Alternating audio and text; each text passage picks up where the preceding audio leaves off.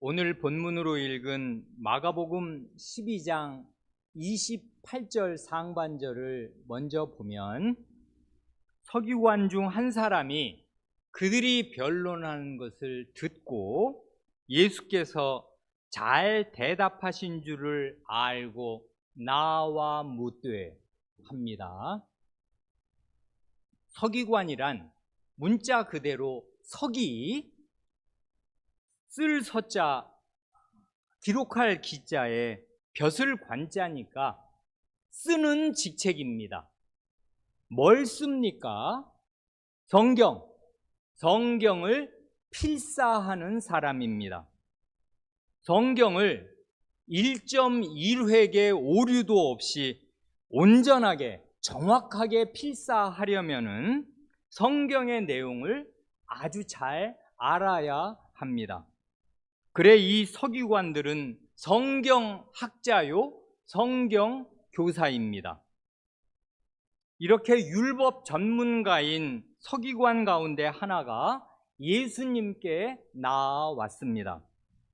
이 서기관은 바로 직전에 예수님이 사두개인들의 질문에 대답하시는 말씀을 듣고 이분은 정말 보통 분이 아니라고 생각했습니다.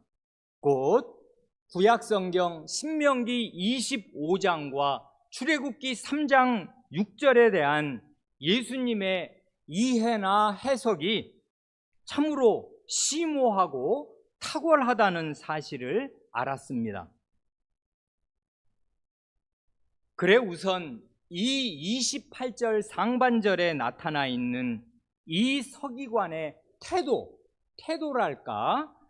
그 태도의 단계적인 진전을 눈여겨볼 만합니다. 먼저 이 사람은 예수님의 말씀을 잘 들었습니다. 그들이 변론하는 것을 듣고 말씀을 잘 귀 기울여 듣는 게 1차적으로 중요합니다. 다음으로 들은 말씀에 대해 정당한 가치 판단을 내렸습니다. 예수께서 잘 대답하신 줄을 알고 대답하시는 걸 들어보니 저분은 성경 말씀을 참 깊이 있게 이해하고 있구나. 그리고 마지막에는 예수님께 나와서 질문합니다. 나와 묻되 저분께 이 문제를 꼭 여쭈어 봐야겠다 한 것입니다. 이 서기관이 예수님께 나와 여쭈어 본 문제는 모든 계명 중에 첫째가 무엇입니까? 하는 것이었습니다. 으뜸되는 계명, 가장 중요한 계명이 뭡니까? 아니, 서기관이면 율법 전문가인데 율법 전문가라는 사람이 모든 계명 중에 가장 중요한 계명이 뭔지 몰라서 그걸 다 물어보나? 하고 이 질문을 폄하할 필요는 없겠습니다.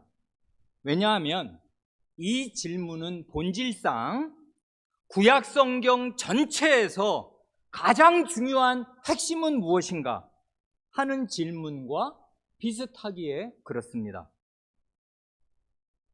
유대 랍비들은 전통적으로 모세오경에서 뭐뭐 하지 말라 또는 뭐뭐 하라 하신 말씀을 다 합치면 계명이 총 613개라고 가르쳤습니다. 그래 이게 다 하나님의 명령이기는 하지만은 600가지가 넘는 그 많은 계명들의 각각의 무게가 다 똑같다고 생각할 수는 없었습니다. 그래 어떤 계명은 훨씬 더 크고 무겁고 어떤 계명은 상대적으로 작고 가볍다고 생각했습니다. 예수님도 이런 식의 대소경중의 구분을 알고 계셨던 것이 분명합니다. 왜냐하면 마태복음 5장 19절에서 이렇게 말씀하시기 때문입니다. 그러므로 누구든지 이 계명 중에 지극히 작은 것 하나라도, 이 계명 중에 지극히 작은 것 하나라도 버리고 또 그같이 사람을 가르치는 자는 천국에서 지극히 작다 일컬음을 받을 것이요, 누구든지 일을 행하며, 그 일하는 것은 계명 중에 지극히 작은 것 하나를 행하며 가르치는 자는 천국에서 크다 일컬음을 받으리라 말씀하시지 않습니까?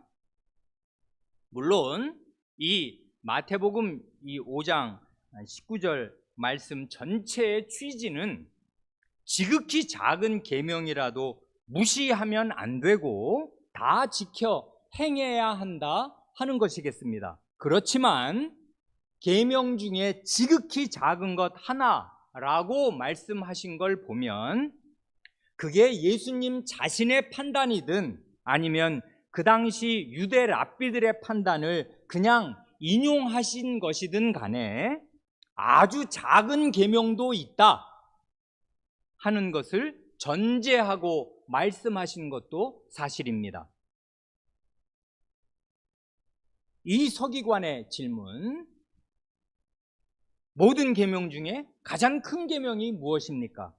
하는 질문에 대한 예수님의 대답이 29절 이하에 나옵니다. 예수께서 대답하시되 첫째는 이것이니 이스라엘아 들으라. 주 곧 우리 하나님은 유일한 주시라.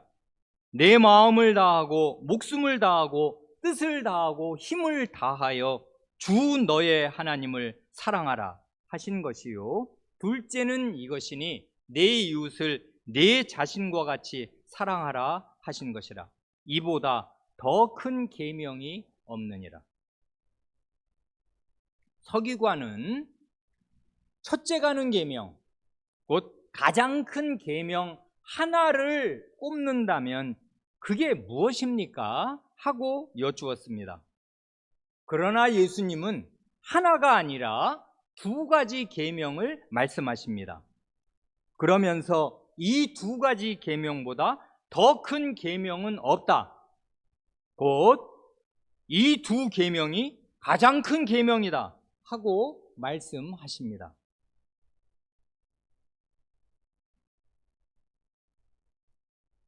그런데 여기에 목사의 고민이 있습니다. 고민이 뭐냐면, 신약의 신자인 우리는 어려서부터 크고 첫째 되는 계명과 둘째 계명에 대한 이야기를 아주 많이 들었습니다. 그런 나머지 일종의 나쁜 면역이 생겨서 이 말씀의 위력을 신선하게 느끼지 못할 위험이 있는 것입니다. 다 아는 말씀이라고 생각하기가 아주 쉽습니다. 그래, 목사의 첫 번째 과제는 그런 안이한 선입견을 교정해 주는 것이겠습니다. 이 말씀은 생각하면 생각할수록 놀랍고 중대한 말씀입니다. 먼저 이 말씀의 놀라운 점을 세 가지로 말씀드리고 싶습니다. 교우분들 마음에 놀라움이 생기면 좋겠습니다. 첫째로 600개가 넘는 그 많은 계명들의 경중을, 무게를 일일이 재서 모든 계명 가운데 이게 가장 큰 계명이다, 이게 가장 무거운 계명이다 하고 선언한다는 게 결코 쉬운 일이 아닙니다. 이렇게 선언한다는 사실 자체가 어마어마한 권위를 나타내는 것입니다. 왜냐하면 이스라엘의 헌법과도 같은 십계명의 10마디 말씀도 있지 않습니까? 그건 우리가 다 아는 대로 하나님의 장엄한 육성 계시였습니다. 그래 십계명의 10마디 말씀이 태산보다 더한 무게와 위엄으로 이스라엘 안에 딱 서 있습니다. 그러니 예컨대 너는 나 외에 다른 신들을 내게 있게 말지니라 하신 제1계명보다 내가 지금 꼽는 이 말씀이 더 크고 무겁다 하고 말하는 게 그게 쉽겠습니까? 달리 표현하면 출애굽기 20장과 신명기 5장에 나오는 그 10계명의 10마디 말씀보다 그 다음 장에 나오는 신명기 6장 5절 말씀이 더 크고 중하다 하고 단언하는 게 그게 쉬운 일입니까? 신적인 권위가 아니고서야 어느 누가 감히 그렇게 말할 수 있겠습니까? 우리가 나중에 정답을 알고 보니까 그런가 보다 하는 것이지 맨 처음에 이렇게 말하는 것은 정말 어려운 일입니다. 둘째로 놀라운 것은 이것입니다. 원래 하나님의 계명에는 무엇을 하지 말라 하시는 금지 명령이 무엇을 하라시는 명령보다 더 많습니다. 그래 613개의 계명 가운데 뭐뭐 하지 말라시는 금지 명령이 모두 365개라면은 뭐뭐 하라시는 계명은 도합 248개입니다. 그 사람들의 분류가 그거예요. 그러니 이 비중을 보면 금지 명령이 60%입니다.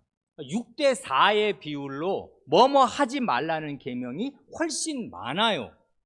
당장 10계명만 그 10마디 말씀만 그냥 하라 하지 말라로 분류해 보면 10계명 10마디 말씀 가운데 뭐뭐 하지 말아라 하시는 금령이 8개나 되는 것 아닙니까? 뭐뭐 하라시는 계명은 4계명 안식일을 기억하여 거룩히 지켜라, 5계명 내 부모를 공경하라, 2가지밖에 없단 말입니다. 나머지는 모두 다 금령이에요. 뭐뭐 하지 말라는 거. 예수님의 놀라운 점은 하나님의 계명의 핵심 성격을 부정적이고 소극적으로 이해하신 게 아니라 긍정적이고 적극적으로 이해하신 것입니다.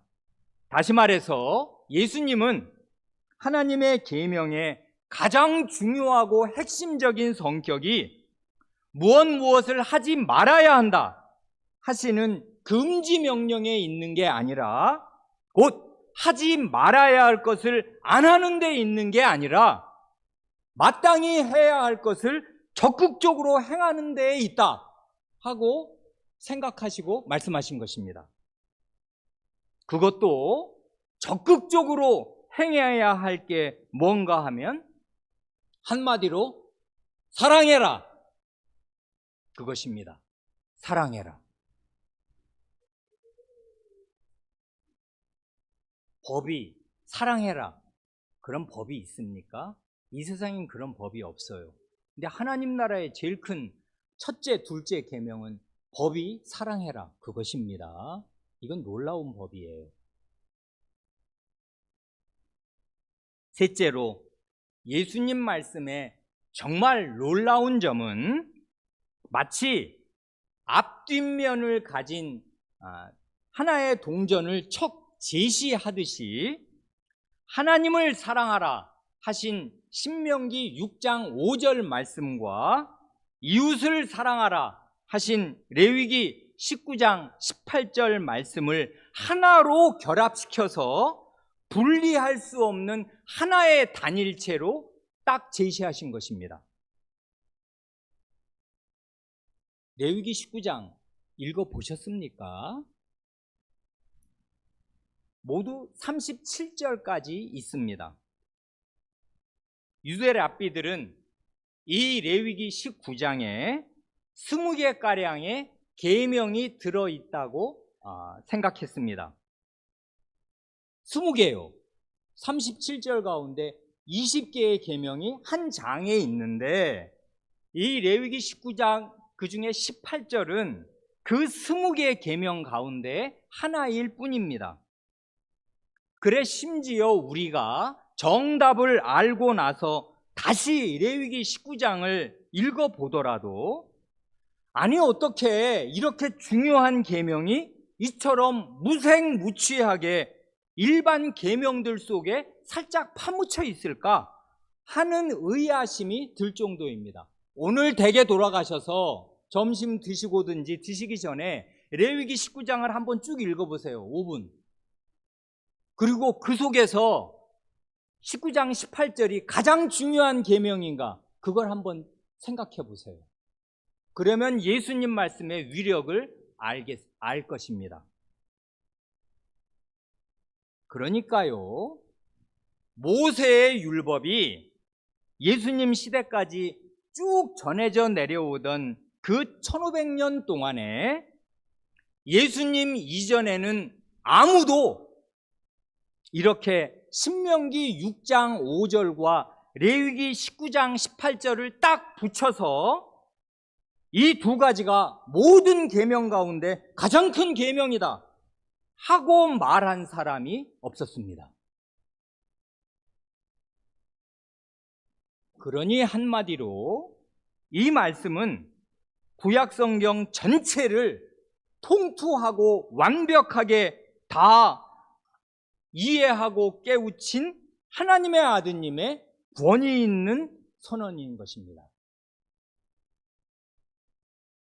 이렇게 이 말씀의 놀라운 점을 잠시 생각했으니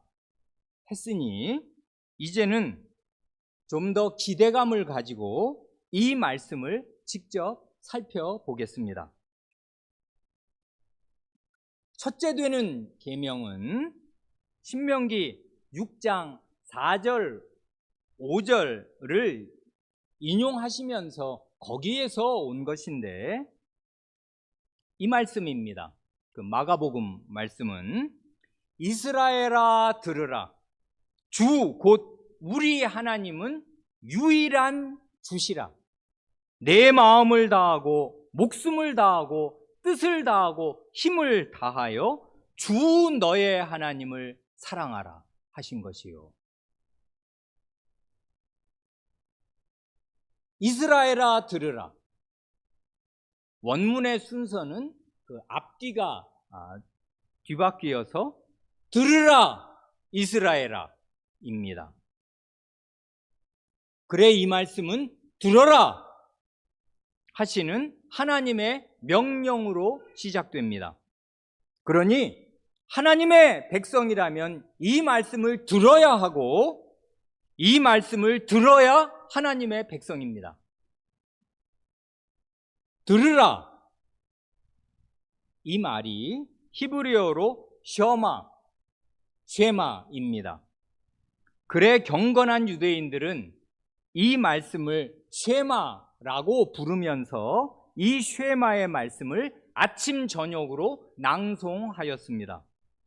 그러니 이 신명기 6장 4절 5절 말씀은 가장 중요한 하나님의 말씀인 동시에 이스라엘의 신앙 고백인 셈입니다. 이 중요한 말씀에서 하나님은 먼저 하나님의 백성이 하나님을 사랑해야 할 이유를 제시하십니다. 그 이유는 우리의 하나님은 주님, 주인이신데 유일무이한 주인이시기 때문입니다. 왜 하나님이 유일한 주인이십니까? 하나님은 창조주이신 점에서도 유일한 주인이시고 구속자, 구원자이신 점에서도 유일한 주인이십니다. 먼저 창조주, 하나님께서 홀로 아무것도 없는 완전한 무에서 유를 창조하셨습니다.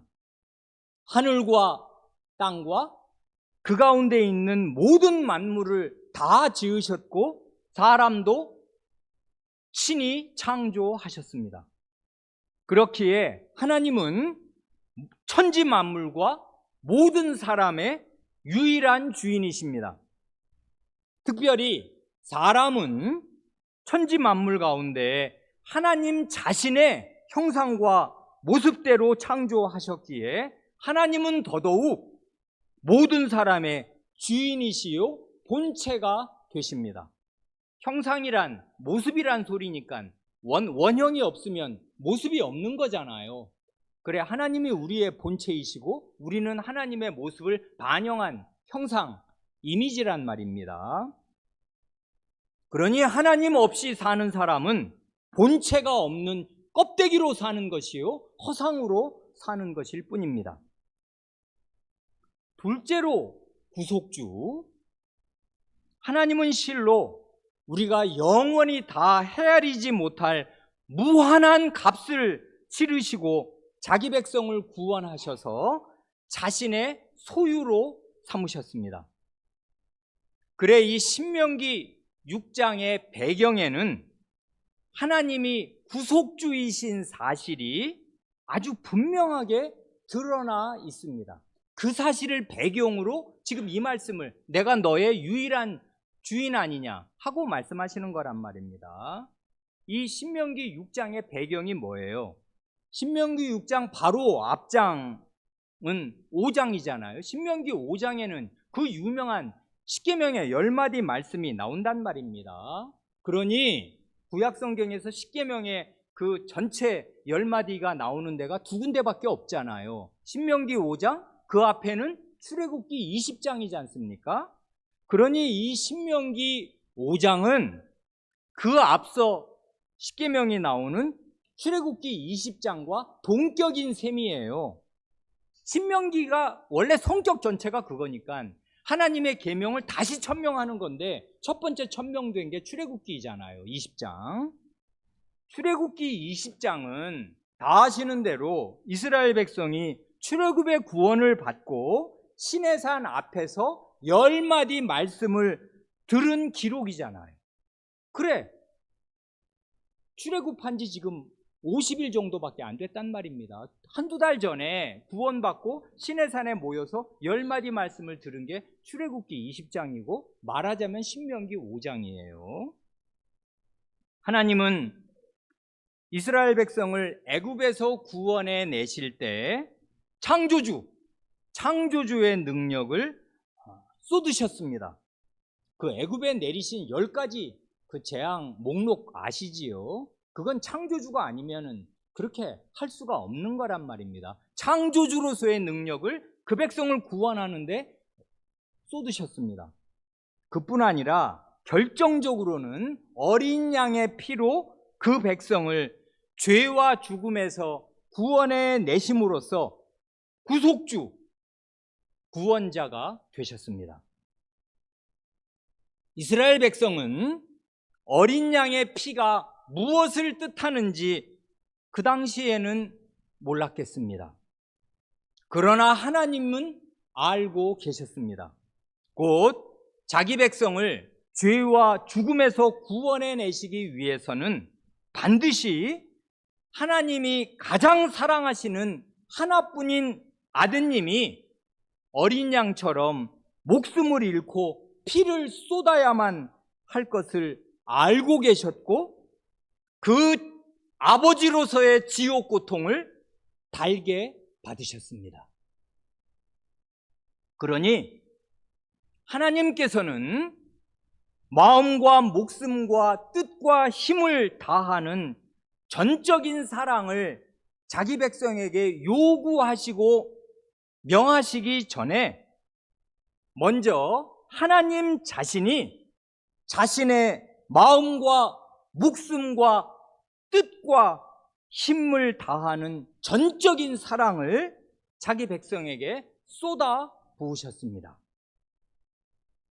하나님은 실로 자기 백성을 구원하시는 일에 자기 마음을 다 쏟으셨습니다. 목숨도 쏟으셨습니다. 모든 뜻을 다 기울이셨습니다. 온 힘을 다 기울이셨습니다. 그래 교회는 언제나 사도행전 20장 28절 말씀대로 하나님이 자기 피로 사신 교회입니다. 하나님께서는 교회를 자기 소유로 삼으시기 위해 망극하게도 자신의 피를 값으로 치르셨습니다.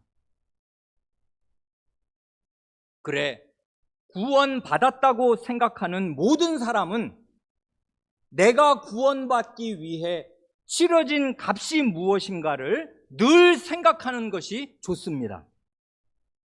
그러면 내가 어떻게 살아야 마땅한가를 스스로 알 것입니다.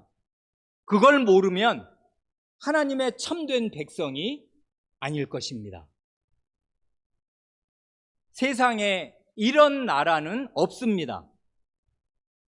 세상 나라는 힘없는 백성과 무명의 병사들이 권력을 잡은 대장과 왕을 위해 목숨을 바쳐 싸우고 피를 흘립니다.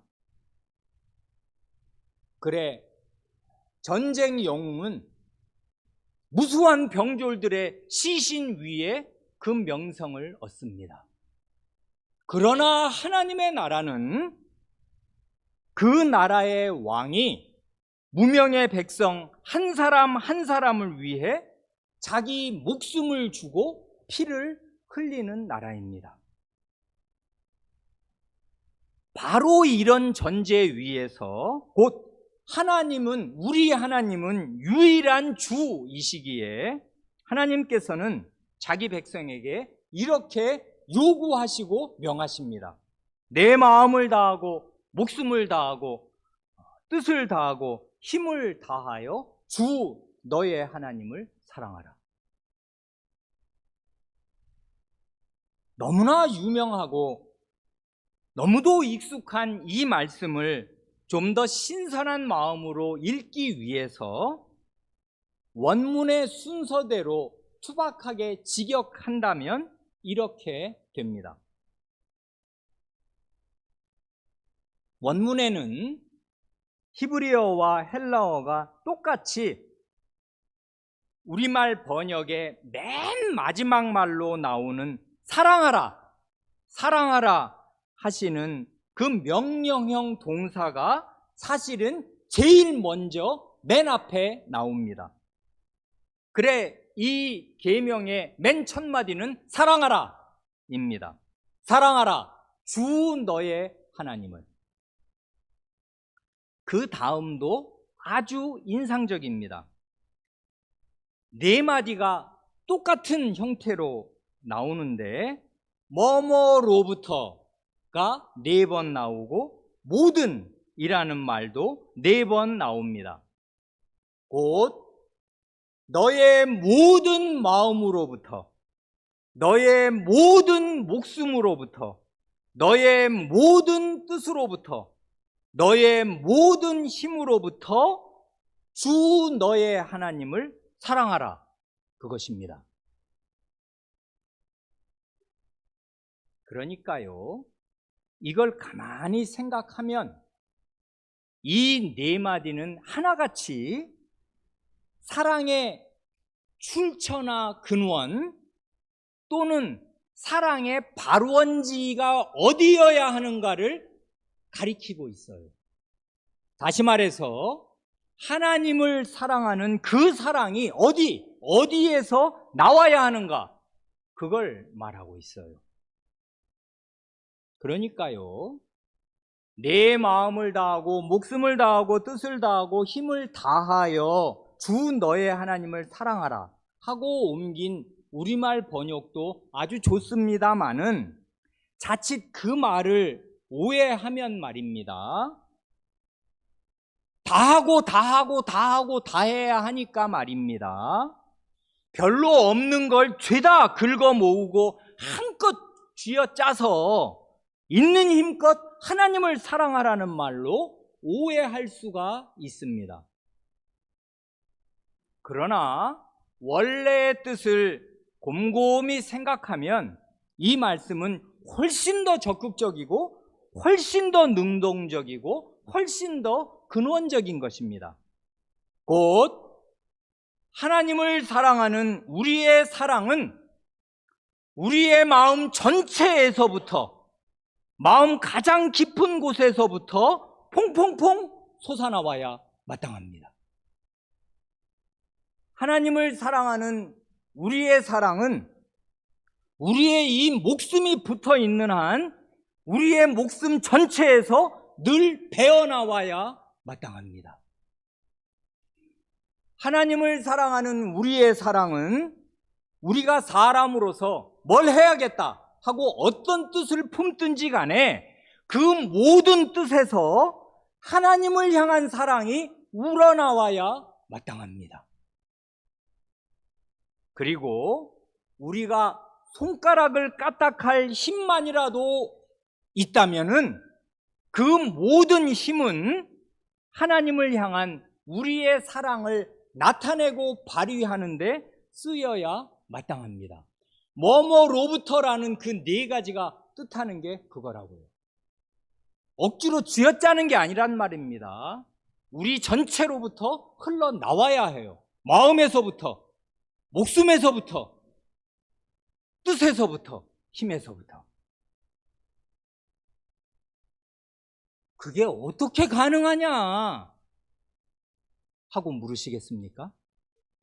그걸 아는 사람이 하나님의 백성입니다. 우리같이 타락한 죄인도 연애를 해보면 알 것입니다. 우리처럼 이기적인 죄인도 아이를 낳아보면 알 것입니다. 어떻게 내 모든 마음과 모든 목숨과 모든 뜻과 모든 힘에서 상대방을 향한 사랑이 샘솟듯이 솟아나오는가를 경험으로 알 것입니다. 하나님은 우리에게 이런 전폭적인 사랑을 받을 자격이 있는 분입니다. 하나님은 우리에게 우리의 마음 전체와 목숨 전체와 뜻 전체와 힘 전체에서 우러나오는 사랑을 요구하십니다. 이런 전폭적인 사랑이 하나님께서 받으셔야 마땅한 하나님의 하나님의 배당금입니다. 이것이 성경에서 가장 중요한 계명입니다. 첫째 계명이 하나님을 사랑하는 것이라면은 둘째 계명은 이웃 사랑입니다. 31절 둘째는 이것이니 내 이웃을 내 자신과 같이 사랑하라 하신 것이라. 이보다 더 큰 계명이 없느니라. 이보다 더 큰 계명이 없다 할 때 이보다란 정확히 말하면 이것들보다 이 단수가 아니라 복수란 말입니다. 곧 이 두 계명보다 더 큰 계명이 없다 하는 것입니다. 이 둘째 계명은 사람이라면 누구나 다 자기 자신을 아끼고 사랑한다는 사실을 기본 바탕으로 하는 것입니다.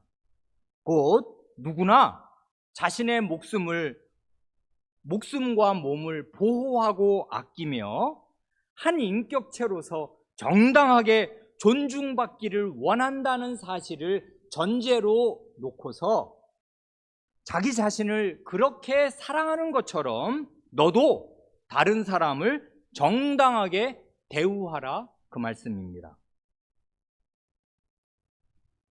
그러니 하나님이 이런 가장 큰 두 계명으로 세우시기를 열망하시는 하나님의 나라, 그 나라는 얼마나 아름다운 사랑의 나라이겠습니까? 하나님의 나라는 그 나라의 왕이 자기 백성 하나하나를 자기 목숨을 다해 사랑하시는 나라입니다. 그 나라는 그 백성이 그 나라의 왕을 자기 목숨을 다해 사랑하는 나라입니다.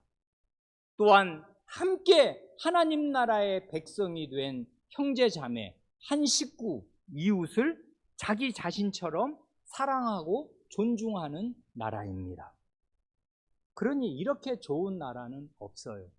그 나라의 헌법, 그 사실은 아시는 대로 이 크고 첫째 되는 계명과 둘째 계명은 십계명의 그 두 돌판을 각각 요약한 말씀이잖아요. 하나님을 전체로 사랑해라, 내 이웃을 내 자신처럼 사랑해라 하신 십계명의 10마디 말씀을 2마디로 요약한 거지 않습니까? 그러니까 사실은 십계명이 가장 큰 계명이겠는데 그거를 딱 한 가지 가장 큰 계명을 꼽아달라고 하니 신명기 6장 5절을 말씀하시면서 거기에 레위기 19장 18절을 딱 붙여놓으셨다는 말입니다. 이 두 계명 사이의 관계에 대해서 우리가 깊이 생각할 점이 2가지가 있습니다. 첫째로, 첫째 계명과 둘째 계명 사이에는 명백한 우선순위가 있습니다. 언제나 어느 때나 하나님 사랑이 우선이고 먼저입니다.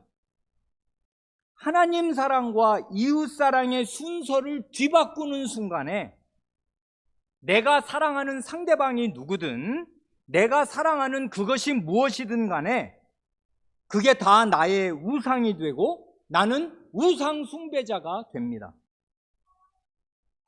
그러니 가이사의 것은 가이사에게, 곧 사람의 것은 사람에게 돌려준다고 하면서 곧 사람 된 도리를 하겠다고 하면서 하나님의 것을 하나님께 돌려드리는 일을 빼먹거나 뒤로 미루는 행위는 성경 전체에서 가장 중대한 계명을 어기는 범죄입니다. 그게 바로 대역죄라고요. 성경 전체를 무너뜨리는 죄.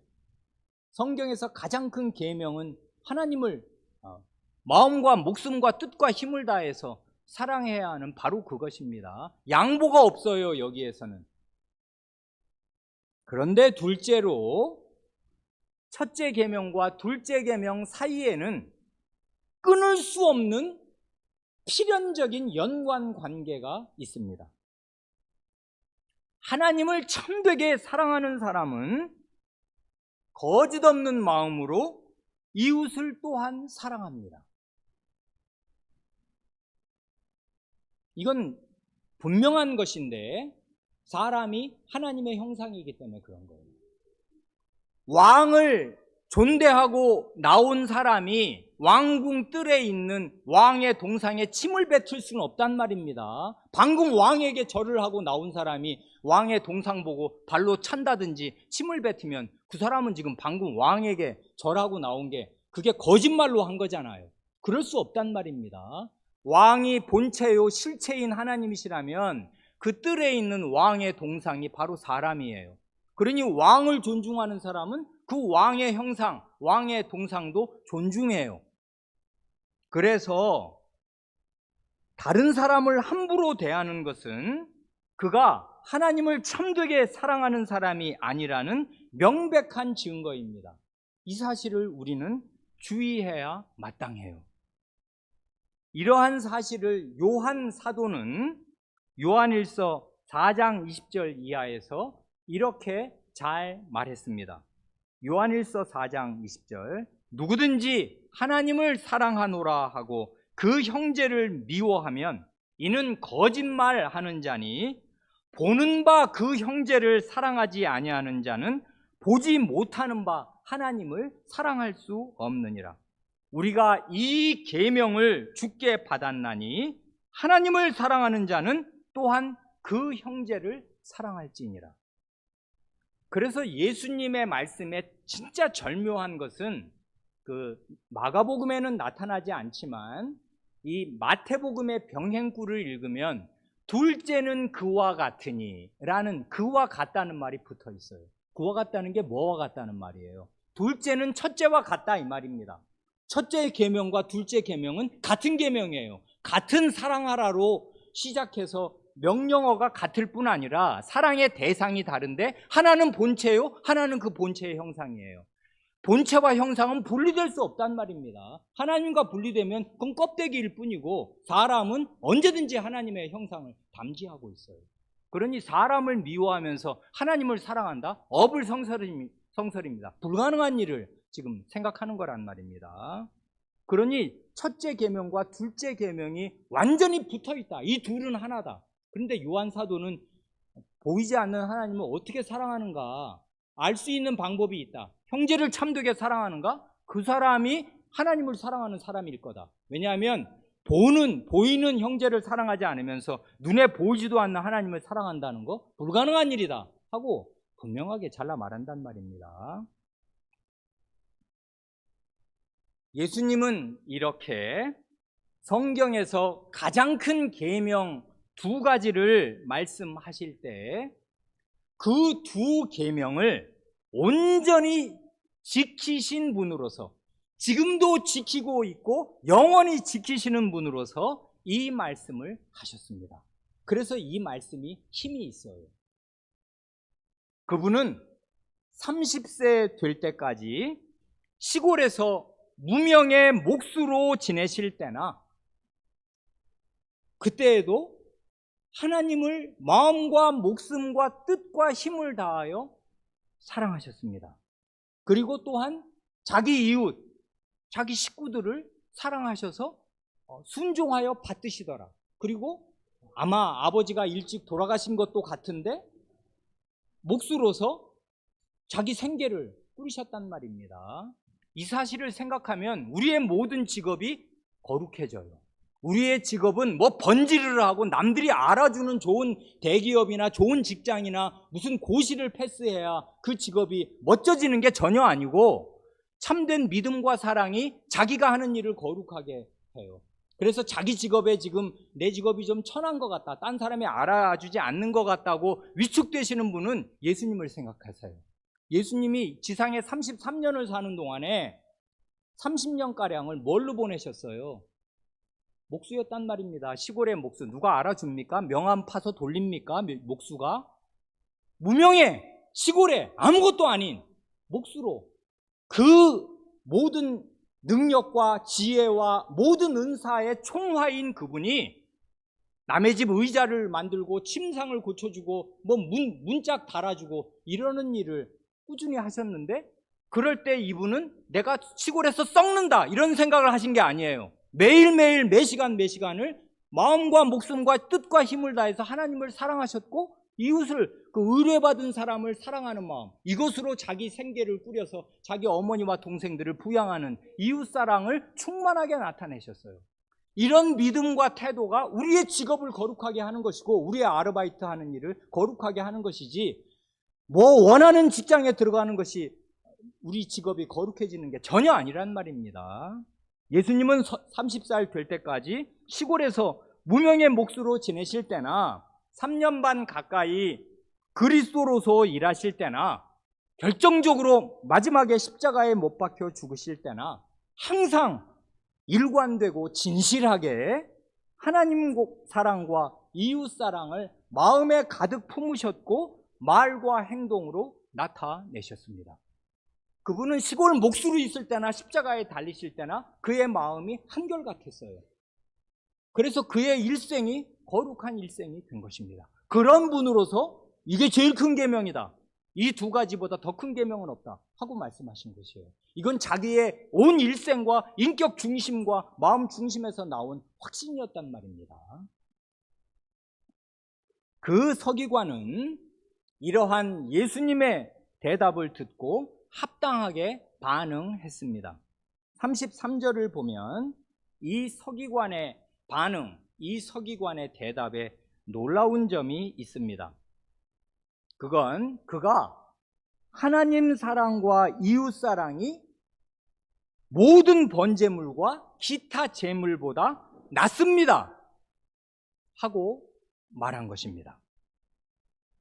지금 이곳은 예루살렘 성전이고 그 당시는 하나님께 제사를 드리는 것보다 더 중요하고 더 거룩한 일이 없었을 텐데도 이렇게 말한 것입니다.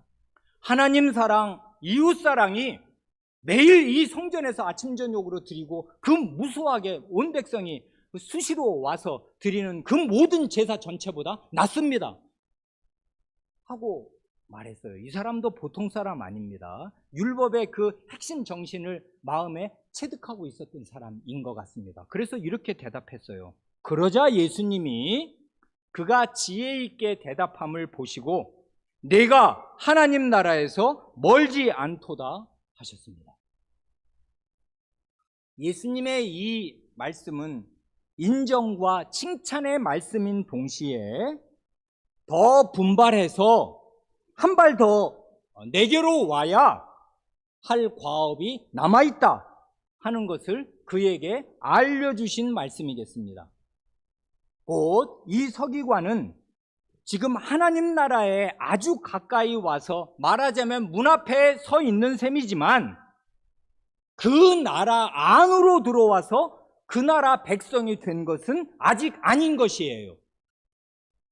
그러니 이 사람은 그 훌륭한 선생 예수님의 인정을 받아 마음이 기쁜 동시에 가슴이 철렁했을 것 아닙니까?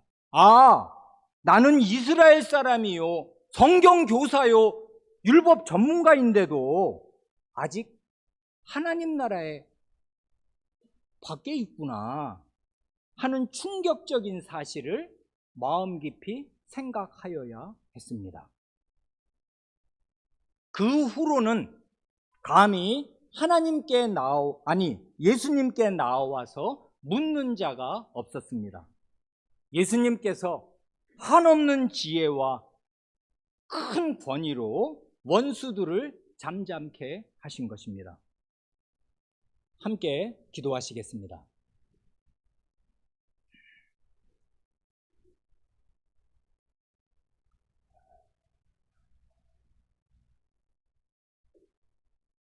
주 예수님께서 구약 성경을 통투하고 온전하게 이해하고 깨달으신 분으로서 하나님 아버지를 자기 목숨보다 더 사랑하시고 온 마음으로 모든 뜻과 모든 힘을 다하여 진정으로 사랑하시는 동시에 죄인들을 자기 목숨처럼 자기 자신처럼 사랑하셔서 일관되게 이 세상에 내려오신 때부터 이 세상에서 목숨이 끊어지시는 그날까지 아니 영원히 하나님 사랑, 이웃 사랑을 마음 가득 품고 사셨사오며 바로 그런 분으로서 이 하나님의 모든 계명 가운데 가장 큰 핵심이 무엇이고 다른 모든 계명들이 그 위에 올라서거나 그 위에 걸릴 근간이 되고 핵심이 되는 가장 중요한 계명 2개가 무엇인가를 이렇게 딱 짚어 알려주심으로 저희같이 둔하고 저희같이 성경을 평생을 읽어도 핵심을 잘 파악하지 못하고 심지어 파악한다 한들 저희 마음으로 그렇게 하지를 못하고 사는 일이 허다한 저희에게 하나님의 말씀의 뜻을 명징하게 분명하게 이렇게 가르쳐 주십니다. 주님의 가르침과 주님의 지혜와 주님의 권위에 저희가 탄복하오며 주님을 찬송하옵고 저희에게도 이런 하나님의 큰 사랑, 저희를 위해 쏟아 부으신 마음과 목숨과 뜻과 힘을 다하신 그 하나님의 사랑을 저희 마음에 깨닫게 하여 주시고, 성신 하나님으로 말미암아 하나님의 사랑이 저희의 마음에 쏟아 부어진 바 되어서 저희가 사랑이 무엇인지를 알고 저희도 진심을 다하여 모든 힘으로, 모든 마음으로, 모든 뜻으로 하나님을 사랑할 뿐더러 하나님의 형상들이요, 하나님께서 자기 피로 사신 이 교회의 형제들을 진정으로 사랑하며, 또한 이런 하나님의 사랑을 아직 깨닫지 못하고 사람이면서도 하나님의 형상답게 빈 껍데기로 허상으로 살아가는 사람들을 참되게 불쌍히 여기면서 인간다운 대접을 하는 사람으로 이 세상 길을 걸을 수 있게 하여 주시기를 구합니다. 주님, 저희의 이 열악한 것, 저희의 사랑이 이다지도 이지러지고 모자르며 형편없는 것을 불쌍히 여기시고 하나님의 사랑, 예수 그리스도의 사랑을 저희 마음에 더욱 부어주셔서 저희의 차가운 마음이 따뜻하여지고 저희의 갈라진 마음이 온전하여지며 저희의 마음이 사랑으로 불붙어서 하나님을 참되게 사랑하고 이웃을 참되게 사랑하는 그런 사람들이 되게 하여 주시고, 저희 교회 안에 하나님의 사랑, 이웃 사랑이 넘쳐 흐르게 하여 주시며 그 가운데서 저희의 어린 자녀들이 잘 자랄 수 있게 하여 주시기를 구합니다. 우리 구주 예수님의 이름으로 기도합니다. 아멘.